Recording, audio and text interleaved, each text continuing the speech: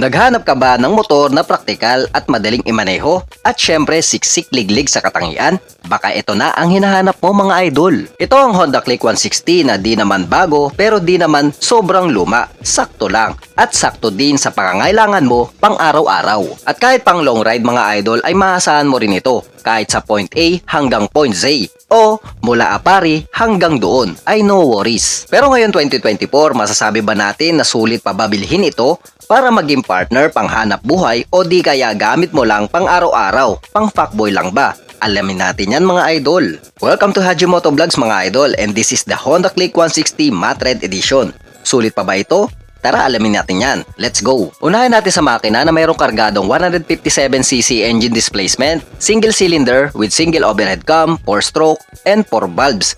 And liquid cooled po ito pagdating sa kanyang cooling system. Pagdating naman sa kanyang transmission, ito ay gumagamit ng fully automatic transmission na kung saan napakadaling imaneho nito dahil gas and go lamang.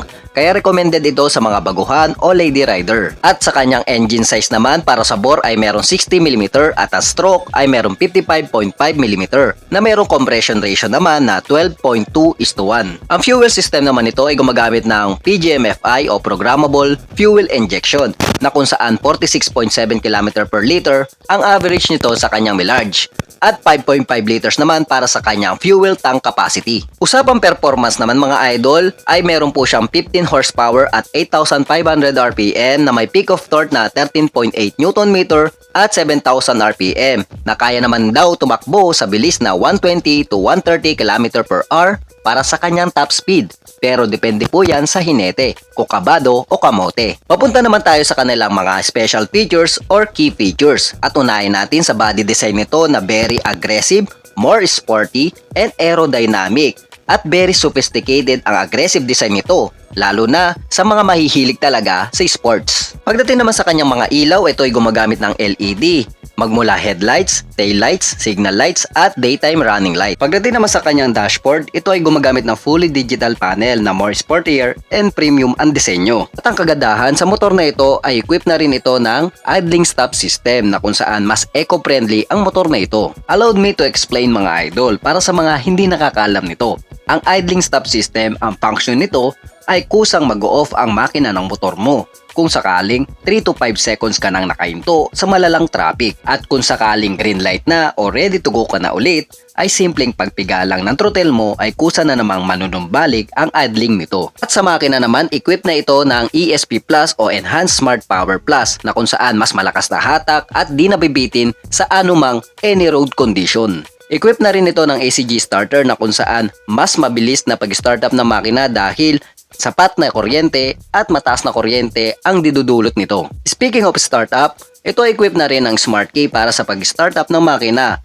At ang kagandahan nito, meron po siyang anti-theft and answer box system. Pagdating naman sa kanyang convenient features, unahin natin ang dalawang utility packet. Ang isa ay may cover at ang isa naman ay wala para sa mga easy access needs mo. At ang kagandahan dito sa isang may cover ay meron po siyang USB charger na kung saan pwede ka na mag-charge anytime anywhere. Pasok ito sa mga nagtatrabaho lalo na sa mga delivery rider na di nangangambang malubatan sa daan para sa tuloy-tuloy na transactions and earnings. Present pa rin ang flat footboard nito na kung saan hindi lang comfort sa paa at riding position, kung hindi, pwede mo rin lagyan ng mga parcel or excess baggage para sa convenient mo. At kung nabitin ka sa lawak ng flat footboard nito, ay meron siyang underseat compartment na meron sukat na 18 liters capacity. At pagdating naman sa tires nito ay naka-tubeless na po mga idol.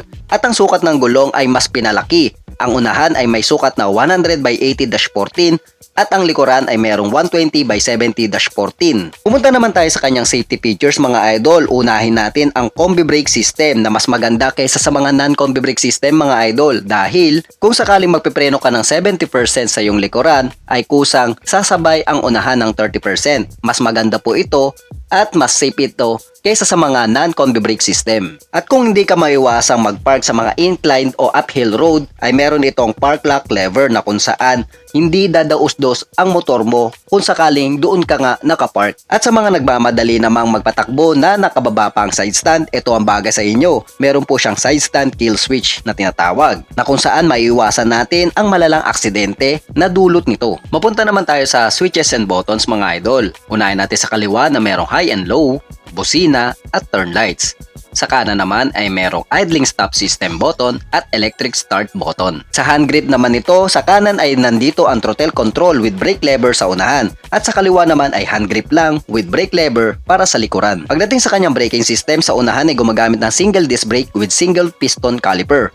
At sa likuran naman ay mechanical trailing o drum brake. Ang suspension naman nito ay gumagamit ng telescopic fork sa harap. Sa likuran naman ay unit swing arm with single shock absorber. Pag-usapan naman natin ang kanyang body dimension kung pasok ito sa mga city driving o malalang traffic na pwedeng isingit-singit at ipasok-pasok mga idol. Ang haba ay nasa 1,929mm, lapad 678mm at ang taas ay nasa 1,062mm.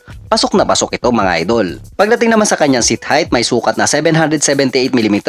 Pasok sa mga may average height lamang na Pinoy o 5'3" pataas. At sa bigat nito na 116kg ay pasok sa mga nakikilo lamang na 50kg pataas. Any kind of rider, kaya very convenient mag-maneuver. Ang Honda Click 160 ay may tatlong color variation, which is ang red, black at white. At ito ang kanyang updated price ngayong 2023 mga idol. Ito ay may presyo na 122,900.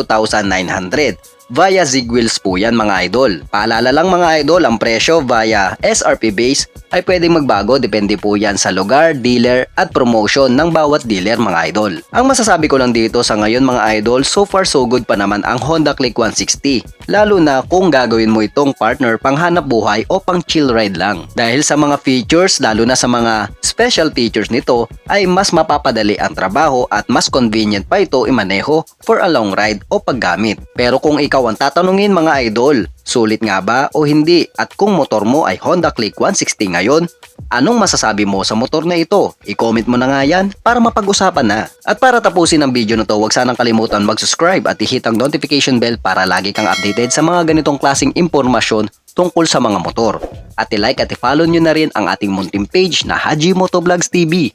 Ito po si Haji from Haji Motovlogs. Thank you for watching and peace out.